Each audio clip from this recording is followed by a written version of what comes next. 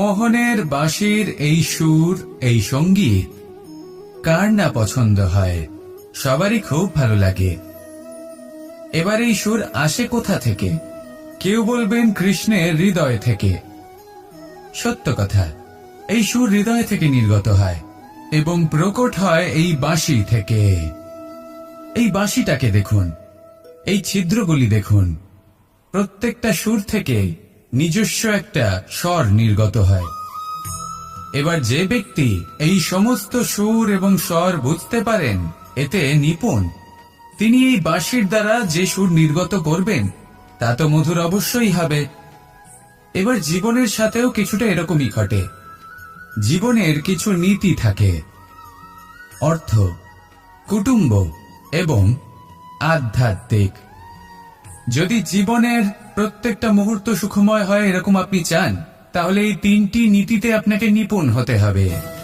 কোনো একটি বিশেষ নীতির প্রতি যদি আপনি বেশি ঝুঁকে পড়েন, তাহলে বাকি দুই নীতি থেকে যা সুখ লাভ করা সম্ভব তা পারবেন না। ধন অর্জন করতে হবে পরিবারের জন্য, পরিবারের সুখ মনের শান্তির জন্য, মনে শান্তির প্রয়োজন মনের শুদ্ধতার জন্য। যখন এই মন শুদ্ধ হবে, জীবন শুদ্ধ হবে, পবিত্র হবে, সুন্দর হবে এবং ভালোবেসে বলবে, রাধা রাধা। আমি রথে যাত্রা করি, তাতে বারবার পথে থামি আর দেখি যে আমি অনুচিত দিকে যাচ্ছি না তো, আমি উচিত পথেই যাচ্ছি তো। কারণটা কি? কারণ হলো যাতে আমি পথভ্রষ্ট না হয়ে যাই। জীবনযাত্রাতেও এটাই প্রয়োজন। জীবনযাত্রায় ভোগ বিলাসের পথে হারিয়ে যাওয়া খুব সহজ। বারবার থেমে আপনাকে দেখতে হবে, নিজেকে কিছু প্রশ্ন করতে হবে। আমি কি আজ সেই কর্মই করছি যেটা আমি করতে চেয়েছিলাম? আমি কি আজ সেই জীবন যাপন করছি যেমন আমি যাপন করতে চেয়েছিলাম? যদি এই প্রশ্নগুলোর উত্তর হ্যাঁ হয়, তাহলে এগোতে থাকুন, নয়তো থেমে যান এবং বিচরণ করুন। মনে রাখবেন, এই সংসার অত্যন্ত জটিল আর এতে হারিয়ে যাওয়া অত্যন্ত সরল। সেই জন্য নিজে থেকে বারবার থামা এবং জীবন চিন্তন করা অত্যন্ত আবশ্যক। তাহলে সেটাই করুন আর আমার সাথে ভালোবেসে বলুন, রাধা রাধা। আমরা যখনই কোনো যাত্রায় যাব বলে মনে করি, তখনই আমরা প্রস্তুত থাকি আসন্ন বিপদের জন্য বা সংকটের জন্য। যেমন যদি আমাদের মনে হয় যে আজকের পরিবেশ খুব ঠান্ডা হবে, তাহলে আমরা গরম বস্ত্র ধারণ করি বা সেটাকে সাথে নিয়ে যাই। যদি মনে হয় যে বৃষ্টি হতে পারে বা বৃষ্টি হয়ে চলেছে, আমরা দেখছি, তাহলে আমরা একটা ছাতা সাথে নিয়ে নিই। আমরা প্রস্তুত থাকতে চাই এবং এটাই উচিত, এবং সেই কারণেই আমরা যাত্রায় সাফল্য লাভ করি। কিন্তু যদি আমরা কথা বলি জীবনযাত্রা নিয়ে, যা কিনা সব থেকে বেশি গুরুত্বপূর্ণ, তাহলে তার জন্য আমরা পূর্ণরূপে প্রস্তুত থাকি না। আশেপাশের মানুষ, এই সমাজ, আমাদের সাথী, আমাদের মিত্ররা যে কোনো মুহূর্তে বদলে যেতে পারেন। সেই জন্য আমরা নিজেদেরকে কখনো সাবধান করি না, কখনোই নিজেদের প্রস্তুত করি না। আমাদের এটা কখনোই মনে হয় না যে এরকম হতে পারে, আর সেই কারণেই শেষে গিয়ে আমরা অত্যন্ত দুঃখ পাই। একটা অমূল্য শিক্ষা আছে যেটা আমাদের লাভ করা উচিত, সতর্ক থাকা উচিত। এই জীবনযাত্রার জন্য শুধুমাত্র এই পরিবেশের বিষয়ে তথ্য সংগ্রহ করা বা তাকে অনুমান করা, এটুকু হলেই চলবে না। আমাদের আশেপাশের মানুষজনকে দেখতে হবে, তাদের স্বভাব পরিস্থিতির ওপর নজর রাখতে হবে। যখন তারা রং পাল্টাচ্ছেন, নজর রাখতে হবে, তা অত্যন্ত আবশ্যক। পরিবর্তন আপনার জীবনে অবশ্যম্ভাবী, সঠিকভাবে তার সম্মুখীন হন। আসুন আমার সাথে ভালোবেসে বলুন, রাধা রাধা। কথায় আছে যে স্বপ্ন এবং লক্ষ্য হলো একটি মুদ্রারই দুটি দিক। যতক্ষণ না স্বপ্ন দেখছেন, ততক্ষণ বুঝবেন কি করে আপনার লক্ষ্য কি? স্বপ্ন দেখে যদি নিজের লক্ষ্য বুঝতে পারেন, সেটা পেতে চান, তবেই সেটা লাভ করতে পারবেন। কিন্তু স্বপ্ন এবং লক্ষ্য, এই দুইয়ের মধ্যে একটা ভারসাম্য রয়েছে যেটা বজায় রাখা প্রয়োজনীয়। একে আমরা বলে থাকি পরিশ্রম। দেখুন, যদি আপনি স্বপ্ন দেখতে চান, তাহলে পরিশ্রম ত্যাগ করে নিদ্রা লাভ প্রয়োজন। কিন্তু যদি আপনি লক্ষ্য লাভ করতে চান, তাহলে আপনাকে নিদ্রা ত্যাগ করে পরিশ্রম করতে হবে। তাই আলস্য ত্যাগ করুন এবং সিদ্ধান্ত নিন যে আপনি কি চান। আপনার জীবনের এই তুলাদণ্ডে স্বপ্নের পাল্লা ভারী হওয়া প্রয়োজন নাকি লক্ষ্যের? আমার মতে এই দুইয়ের মধ্যে যদি ভারসাম্য বজায় রাখেন, তবে পথ নিজে থেকেই সামনে আসবে। শুধু সেই পথে অগ্রসর হতে থাকুন এবং আমার সাথে ভালোবেসে বলুন, রাধা রাধা। ঈশ্বর আসলে কে? সংসারের বেশিরভাগ মানুষের কাছে ঈশ্বর হলেন এই সংসারের রচয়িতা, পালনকর্তা। কারোর কাছে উনি জ্ঞাতা, কারোর কাছে উনি হলেন আস্থার প্রতীক, আবার কারোর জন্য শুধুমাত্র অন্ধ বিশ্বাস। কিন্তু এই ঈশ্বর কি কোনো শরীর, নাকি একটা বোধ, নাকি শুধুই শ্রদ্ধা? ঈশ্বর হলেন তিনি যিনি হলেন আপনার ইষ্ট। সেই জন্যই তো গুরু, মাতা, পিতা এনাদেরও ঈশ্বরই বলা হয়েছে। যাদেরকে আমরা ঈশ্বর বলে মনে করি, যারা আমাদের ইষ্ট, তারা আমাদের একটি পথ দেখান, একটি দিকে চালিত করেন। সেই পথে চলে আপনি শুভ কর্ম করতে পারেন। আর যখন কোনো ব্যক্তি তার ঈশ্বরের আদেশ পালন করেন, তখন সে নিজে থেকেই শুভ পথে অগ্রসর হয়ে যান। বেশ কয়েকজন মানুষ ঈশ্বরের ওপর আস্থা রাখেন এবং ভাবেন যে অনুচিত কোনো কাজ করা উচিত নয়, ঈশ্বর দেখছেন।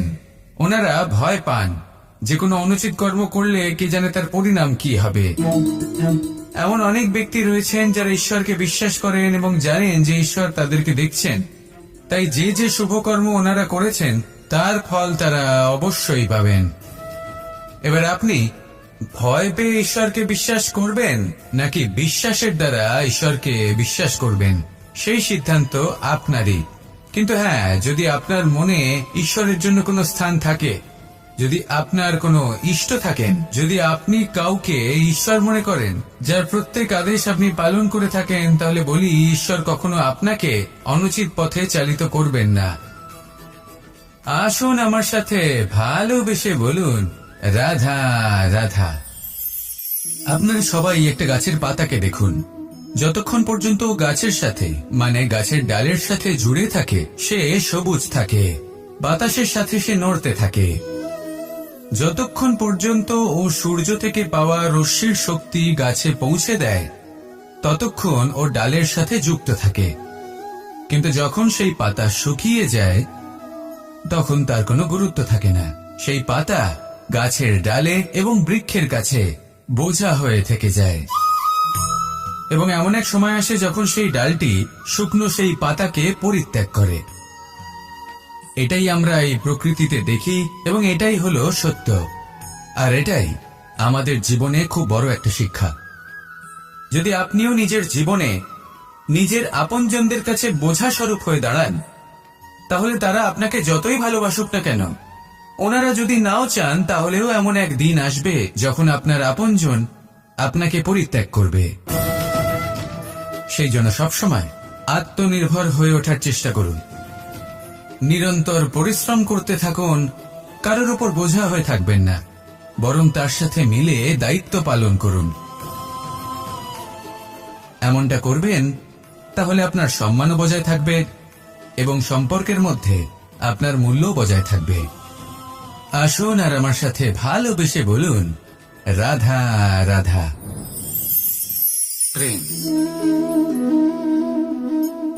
2.5 অক্ষর, মাত্র 2.5 অক্ষরের এই শব্দ প্রেম, এর মধ্যে ত্রিলোকের এবং সমগ্র ব্রহ্মাণ্ডের বীজ নিহিত আছে। এমন কি আছে যা এই প্রেম করতে পারে না? যেখানে শক্তি এবং বিদ্যা প্রয়োগ করে আপনি কিছুই করতে পারবেন না, সেটাও প্রেম দ্বারা অর্জন করা সম্ভব।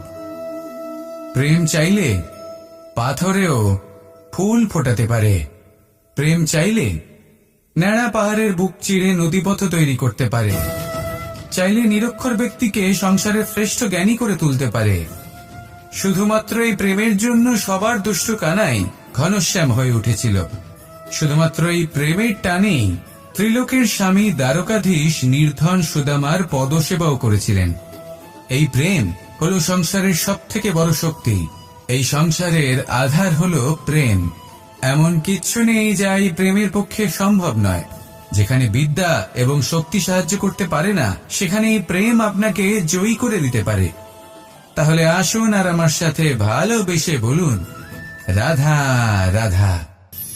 মানুষের এই জীবন, মানুষ জন্ম নেয়, একটা নির্দিষ্ট সময়ের পরে এই সংসার ত্যাগ করে চলেও যায়।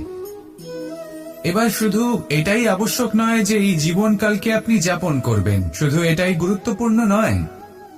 আবশ্যক এবং গুরুত্বপূর্ণ হলো এটা যে এই জীবনকালে আপনি এমন কিছু করেন যাতে এই সংসারের মঙ্গল হয়, যাতে এই সংসার আপনাকে মনে রাখে, আপনার থেকে প্রেরিত হয়, আপনার মতো হতে চায়, প্রত্যেক বছর আপনার জন্মতিথির অপেক্ষা করে, এমন ভাবে আপনার জন্মদিন পালন করে যাতে সেটা মহোৎসবের আকার ধারণ করে। এবার এই জন্মদিন এমনি এমনি মহোৎসবে পরিণত হয় না। তখন হয় না যখন কোনো ব্যক্তি রাজার রূপে বা কোনো গোয়ালার রূপে জন্মগ্রহণ করে। তখন পরিণত হয় যখন একজন মানুষ জন্মগ্রহণের পরে এই সংসারকে কোনো শিক্ষা দিয়ে যান। কিভাবে একজন মানুষ গোয়ালা থেকে রাজা হতে পারে, কিভাবে একজন মানুষ অসত্য থেকে সত্যের পথে চলতে শুরু করেন, অধর্ম থেকে ধর্মের পথে চালিত হতে পারেন, কিভাবে অন্ধকার থেকে প্রকাশের দিকে যেতে পারেন, কিভাবে নিজের আত্মাকে পরমাত্মার সাথে মিলিত করতে পারেন। তা সে রামনবমী হোক বা জন্মাষ্টমী হোক, তাদের জীবনের সাথে জড়িত প্রত্যেক মুহূর্ত একটা পরবের আকার ধারণ করে। তাহলে আপনিও এইভাবে নিজের জীবন যাপন করতে থাকুন। এই সংসারে শুধু ভালোবাসা বিতরণ করুন, কিছুটা এমন ভাবে বিতরণ করুন যাতে আপনি এই সংসার থেকে চলে যাওয়ার পরেও এই সংসারে আপনি শুধুই ভালোবাসা বিতরণ করতে পারেন। যদি আপনি এরকম করেন, সংসারকে প্রেরণা দেন, তাহলে আপনার জীবনও রাধা কৃষ্ণের প্রেমের মতোই অলৌকিক এবং দৈব হয়ে উঠবে। আসুন আর আমার সাথে ভালোবেসে বলুন, রাধা রাধা। কথায় আছে সংসারে নাকি সকল রোগের ওষুধ আছে। যদি আপনি নিজের শরীরকে ভালোবাসেন তাহলে ব্যায়াম করুন, যদি নিজের নিঃশ্বাস প্রশ্বাসকে ভালোবাসেন তাহলে প্রাণায়াম করুন, যদি আপনি নিজের আত্মাকে ভালোবাসেন তাহলে ধ্যান করুন, কিন্তু যদি আপনি নিজের জীবনকে, পরমাত্মাকে ভালোবাসেন তাহলে সকলকে ভালোবাসতে থাকুন। এই ভালোবাসা অত্যন্ত গুরুত্বপূর্ণ এবং আবশ্যক।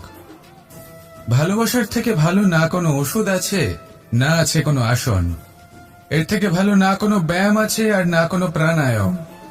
এই ভালোবাসা বড় বড় সমস্যারও সমাধান করতে পারে। ভালোবাসা বড় বড় বিপদকে আপনার থেকে দূর করতে পারে। এই ভালোবাসাই আপনাকে জীবনে বাঁচতে শেখায়, কারণ ভালোবাসাই হলো জীবনের আসল সত্য। তাহলে আসুন আর আমার সাথে ভালোবেসে বলুন, রাধা রাধা। অর্থ, দ্বিতীয় পুরুষার্থ। এই অর্থ বলতে বেশিরভাগ মানুষই ধন মনে করেন, কিন্তু যদি অর্থের তাৎপর্য শুধুমাত্র ধন হয় তাহলে তা কিন্তু অত্যন্ত অনর্থকারী। তাহলে অর্থের অর্থ কি? অর্থ সেটাই যা আমাদের জীবনের জন্য প্রয়োজনীয়, যা আমাদের সুখ দান করে, শান্তি প্রদান করে, কারণ সেটাই সবথেকে মূল্যবান। মাতা পিতা, বন্ধু, আত্মীয় স্বজন, গুণ, পুণ্য, জ্ঞান, এই সবকিছু মিলে অর্থ তৈরি হয়। আর সঠিকভাবে বলতে গেলে এটাই কিন্তু জীবনের আসল অর্থ। তাহলে আসুন আমার সাথে ভালোবেসে বলুন, রাধা রাধা। দিশা আমাদের পথ প্রদর্শন করে, আর আমরা এই দিশার মধ্যেও পবিত্র অপবিত্র, শুভ অশুভ জিনিস খুঁজে পাই। কিন্তু প্রশ্ন হলো এটাই যে সত্যি কি এই দিশা পবিত্র বা অপবিত্র হয়, শুভ বা অশুভ হয়? সত্যি কথা বলতে দিশা শুধুই একটা দিক মাত্র, কিন্তু সেই দিকে যে ব্যক্তি থাকেন তার কর্ম হয় শুভ হয়, নয় অশুভ হয়। যেমন ধরুন সূর্য, সূর্য, যাকে ছাড়া আমাদের জীবন চলতে পারে না, উনি উদিত হন পূর্ব দিক থেকে। এবং এই কারণে সূর্য মহান নন বা পবিত্র নন যে উনি পূর্ব দিক থেকে উদিত হন। উনি এই কারণে মহান কারণ উনি আমাদের সকলকে প্রকাশ প্রদান করেন। এবং পূর্ব দিক এই কারণে মহান কারণ সেদিক থেকে সূর্যোদয় হয়। এবার সূর্যাস্ত হয়ে থাকে পশ্চিম দিক থেকে, আর তাই বেশিরভাগ মানুষ পশ্চিমকে অশুভ মনে করেন, অপবিত্র মনে করেন। সেখানেই যদি আমি উত্তর এবং দক্ষিণের কথা বলি তাহলেও সেই একই ব্যাপার। উত্তর দিকে যদি আমরা কখনো যাত্রা করতে চাই তাহলে আমরা নিঃসংকোচে কোনো ভাবনা চিন্তা ছাড়াই যাত্রা করতে পারি। সেখানেই দক্ষিণ দিকে যদি আমরা যাত্রা করতে চাই তাহলে আমরা শুভ মুহূর্ত খুঁজি। কারণটা কি? কারণ উত্তর দিকে হিমালয় পর্বত আছে, যেখানে আমরা জড়িবুটি খুঁজে পাই, যেখান থেকে পবিত্র নদী প্রবাহিত হয়। সেখানেই দক্ষিণ দিকে আছে বিশাল নোনা জলের সাগর। এমন একটা স্থানও আছে যেখানে লঙ্কাপতি রাবণ থাকতেন। আর হয়তো এই সকল কর্মের কারণেই আমাদের দৃষ্টিভঙ্গি এমন হয়ে গেছে। তাই আপনার কর্ম সবসময় যথাসম্ভব শ্রেষ্ঠ রাখুন, কারণ আপনার কর্ম শুধু আপনার জন্যই নয়। আপনি যেখানে আছেন, আপনার কুল, আপনার স্থান, আপনার দিশা, এই সবকিছুর ওপর তার প্রভাব পড়বে। তাই সবসময় শুভ কর্ম করুন এবং আমার সাথে ভালোবেসে বলুন, রাধা রাধা। কখনো কোনো বৃক্ষকে দেখেছেন? এই ধরিত্রী থেকে ততটুকুই জল নেয় যতটুকু তার প্রয়োজন। কোনো প্রাণীকে দেখুন, এই প্রকৃতি থেকে ততটুকুই খাবার গ্রহণ করবে যতটুকু তার খিদে রয়েছে। খিদে মিটে গেলে আর খাবে না। এবার মনুষ্যকে দেখুন, সে নিজের জীবনে যা কিছু পেয়েছে, বস্তু, ধন, খাবার, শক্তি, প্রয়োজনের থেকে অনেক বেশি লাভ করার চেষ্টা করে থাকে। প্রয়োজনের থেকে বেশি যদি পেয়েও যায় তাহলেও তার কম মনে হয়। এবার এরকম ঠিক কেন হয়? এর পেছনের কারণ কি? কারণ হলো লোভ।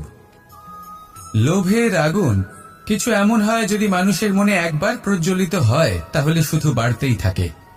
ততক্ষণ বাড়বে যতক্ষণ না আপনি নিজে তাকে বাধা দিচ্ছেন। তবে এই লোভের আগুন নিয়ন্ত্রণ করা সম্ভব।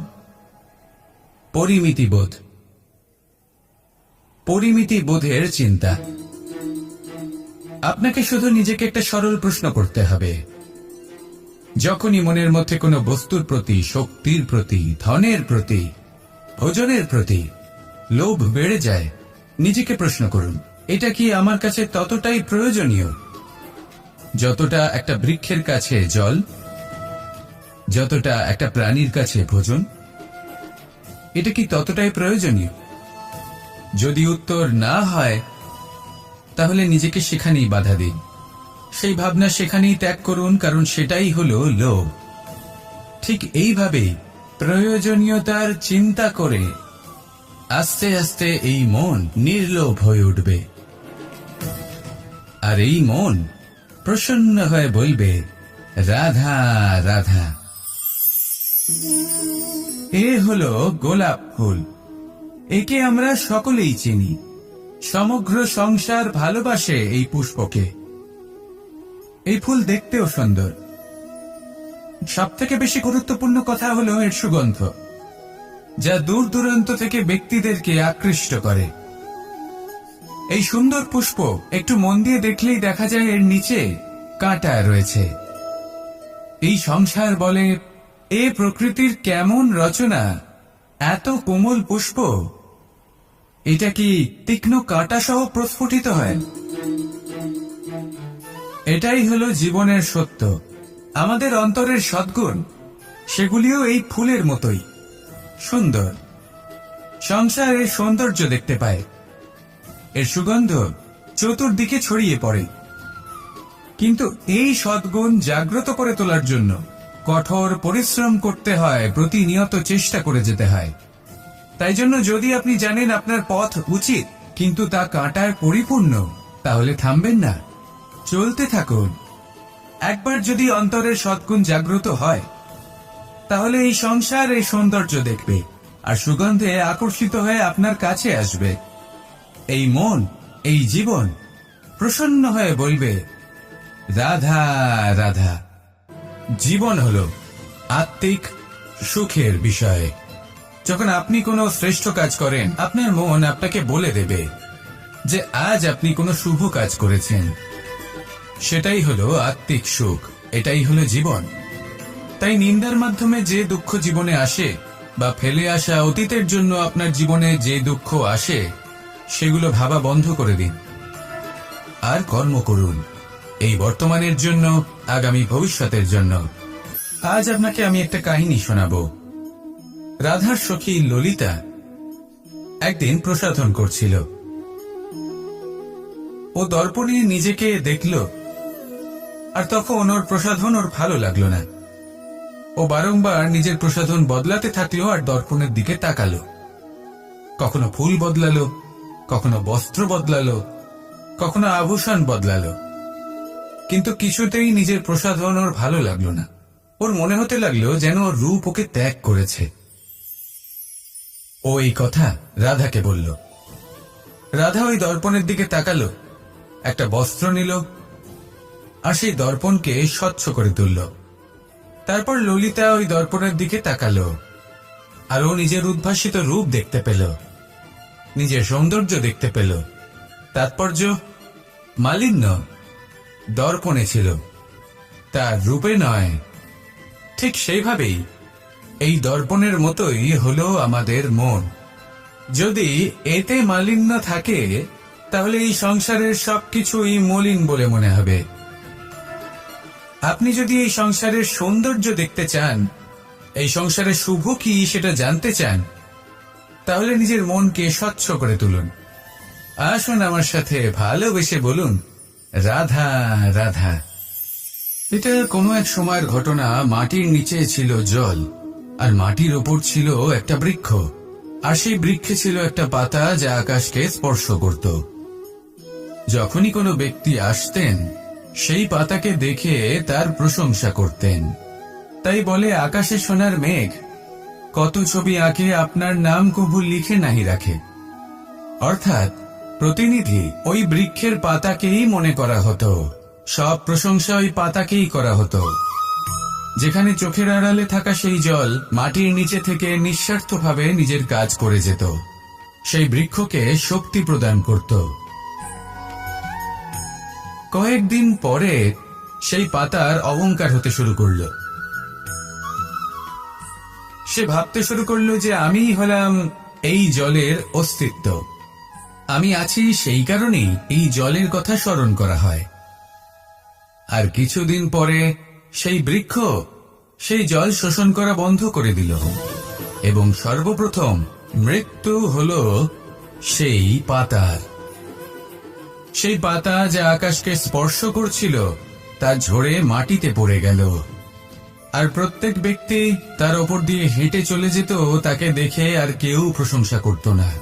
সেই জন্য জীবনে কখনো অহংকার করবেন না, বিশেষ করে তাদের কখনো অহংকার প্রদর্শন করবেন না যাদের কারণে আপনি সাফল্য লাভ করেছেন, যারা আপনার জীবনের আধার।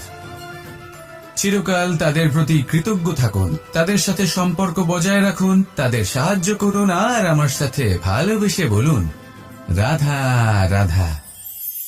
আপনি কখনো কখনো নিশ্চয়ই কোনো ব্যক্তিকে এটা বলতে শুনেছেন, বা আপনি নিজে বলেছেন বা ভেবে দেখেছেন যে আমি আমার নিজের জীবনে যেটা করতে চেয়েছিলাম সেটা করতে পারলাম না, যে লক্ষ্য অর্জন করতে চেয়েছিলাম সেটা অত্যন্ত কঠিন ছিল, আমি এগোতে পারলাম না, আদি ইত্যাদি। আমরা সবাই কখনো না কখনো ভাবি যে লক্ষ্য আমরা নির্ধারণ করেছি সেটা আমাদের পক্ষে অত্যন্ত কঠিন, প্রায় অসম্ভব। আমাকে বলুন, যে প্রত্যেকটা বস্তু বা সাফল্য যা কিছু আপনি কামনা করেছেন, কোনটাই কি সরল ছিল? নির্বাচনের সময় সেটা সরল ছিল না, সেই জন্যই আপনি সেই লক্ষ্যটা নির্বাচন করেছেন। কারণ সংসারের যে কোনো বস্তু বা কোনো সাফল্য যদি খুব সহজে পাওয়া যায় বা কম চেষ্টা করেই লাভ করা যায়, সেটা আমাদের ততটা সন্তুষ্ট করে না।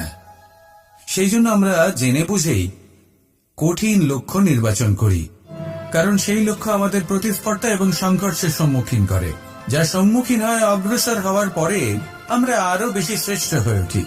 সেই জন্য কিছু অসম্ভব কিনা সেই বিষয়ে চিন্তা করবেন না, শুধু অগ্রসর হতে থাকুন, নিজের কর্ম করুন, সেই লক্ষ্যকে প্রাপ্ত করুন, আর আমার সাথে ভালোবেসে বলুন, রাধা রাধা।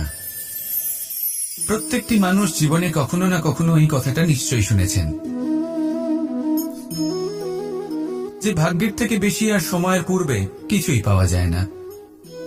আর এটা সত্যিও বটে, কিন্তু এর থেকেও বড় একটা সত্যি আছে, আর সেটা হলো যে আপনি নিজেই নিজের ভাগ্য রচনা করতে পারেন নিজের কর্মের দ্বারা। যেমন ধরুন, যদি আপনার ভাগ্যে কোনো জিনিস না থাকে তাহলে সেটা এসেও চলে যাবে, আর যদি ভাগ্যে কিছু থাকে তাহলে তা নিজেই আসবে, যদি আপনি সেই কর্ম করেন। যেমন ধরুন পাণ্ডবরা, ওনাদের জীবন কি ছিল, ওনাদের সাথে কি হয়েছিল? ওনাদের পিতা বনবাসী হয়েছিলেন, অকাল মৃত্যু লাভ করেছিলেন। এবার এটাই যদি ওনারা নিজেদের ভাগ্য বলে মেনে নিতেন আর কিছুই না করতেন, তাহলে মহাভারতের সেই যুদ্ধে জয়লাভ করে সমস্ত ভূমণ্ডলের স্বামী কি করে হয়ে উঠতেন? অর্থাৎ হতে পারে সিংহ বনের রাজা, কিন্তু শিকার নিজে পায়ে হেঁটে তার কাছে আসে না। সেই ভোজন লাভ করার জন্য সিংহকে কর্ম করতেই হয়। তাহলে আপনার ভাগ্যে যেটা আছে সেটা আসবে, কিন্তু কর্মের জোরে আসবে। তাই কর্ম করতে থাকুন আর আমার সাথে ভালোবেসে বলুন, রাধা রাধা। মানুষ যখনই কোনো কাজ করেন তখন ওনার মনে একটা প্রশ্ন অবশ্যই আসে, যে এই কাজের পরে লোকে নিন্দা করবে নাকি প্রশংসা করবে। এই বিষয়ে ভাবতে ভাবতে ওনারা এটা বুঝতে ভুলে যান যে নিন্দা এবং প্রশংসার বিষয়ে ভেবে ওনারা নিজেদের একাগ্রতা এবং সমর্পণ দুটোই হারিয়ে ফেলেন। নিন্দা হবে ভেবে ভয় পাওয়ার কি প্রয়োজন? নিন্দাতে অনুচিত কি আছে? উচিত দৃষ্টিভঙ্গি দিয়ে ভেবে দেখুন। নিন্দা এবং প্রশংসা এই দুটোই হলো অনিবার্য। নিন্দা যখনই হয় তখন যে যাই বলুক না কেন, আপনি একটা সুযোগ লাভ করেন, একটা সুযোগ নিজের ভুল বুঝতে পারার, সেটা শুধরে নিতে পারেন, নিজের পথ বদলে নিতে পারেন আর সাফল্যের পথে অগ্রসর হতে পারেন। একটা শিক্ষা পাওয়া যায় এই নিন্দা দ্বারা। আর যখন প্রশংসা লাভ হয় তখন আমাদের মন আনন্দে ভরে ওঠে। এই দুটোই অত্যন্ত প্রয়োজনীয়। সেই জন্য নিন্দা এবং প্রশংসার এই খেলায় জীবনের অঙ্কটা বদলে ফেলবেন না, সেটা অনুচিত হবে। কারণ জীবন না শুধু নিন্দার বিষয় আর না শুধু প্রশংসার, জীবন হলো আত্মিক সুখের বিষয়। যখন আপনি কোনো শ্রেষ্ঠ কাজ করেন, আপনার মন আপনাকে বলে দেবে যে আজ আপনি কোনো শুভ কাজ করেছেন। সেটাই হলো আত্মিক সুখ, এটাই হলো জীবন। তাই নিন্দার মাধ্যমে যে দুঃখ জীবনে আসে, বা ফেলে আসা অতীতের জন্য আপনার জীবনে যে দুঃখ আসে, সেগুলো ভাবা বন্ধ করে দিন আর কর্ম করুন এই বর্তমানের জন্য, আগামী ভবিষ্যতের জন্য। আসুন আমার সাথে ভালোবেসে বলুন, রাধা রাধা। দেখুন, এটা তো সবাই করে থাকেন, ধনের কামনা করা, ধন অর্জন করা, ঈশ্বরকে ধন্যবাদ জানানো, সবাই করেন, কিন্তু ফল সবাই পান না। কারণ বেশিরভাগ মানুষই পেছনে ফিরে তাকিয়ে এটা ভাবেন যে আমরা তো জীবনটা যাপনই করলাম না। এই জীবনে সবকিছু আছে, সম্পত্তি আছে, স্বাচ্ছন্দ্য আছে, সাফল্য আছে, শুধু সুখ আর শান্তি নেই। এবার এরকমটা কেন হয়? এর পেছনে কারণটা কি?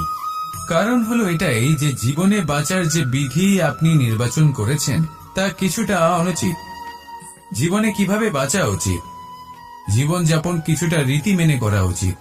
অর্থাৎ সবাইকে ভালোবাসুন, কারোর সাথে ছলনা করবেন না, সম্পর্ক গড়ে তুলুন, তা পালন করুন। যদি ধন অর্জন করতে চান তাহলে নীতি মেনে করুন, ভেবেচিন্তে পরিকল্পনা করে। আবার বলবো, কারোর সাথে কোনো ছলনা নয়, কোনো অনুচিত কর্ম করবেন না ধন অর্জন করার জন্য। আর যদি ঈশ্বরকে ধন্যবাদ জানাতে চান তাহলে প্রীতি দ্বারা করুন। আর যে ব্যক্তি রীতি, নীতি আর প্রীতি এই তিনটি ভাব বুঝে উঠতে পারে এবং তা আত্মসাৎ করে নিতে পারে, তার অতীত, ভবিষ্যৎ এবং বর্তমানকাল সবকিছু সংযত হয়।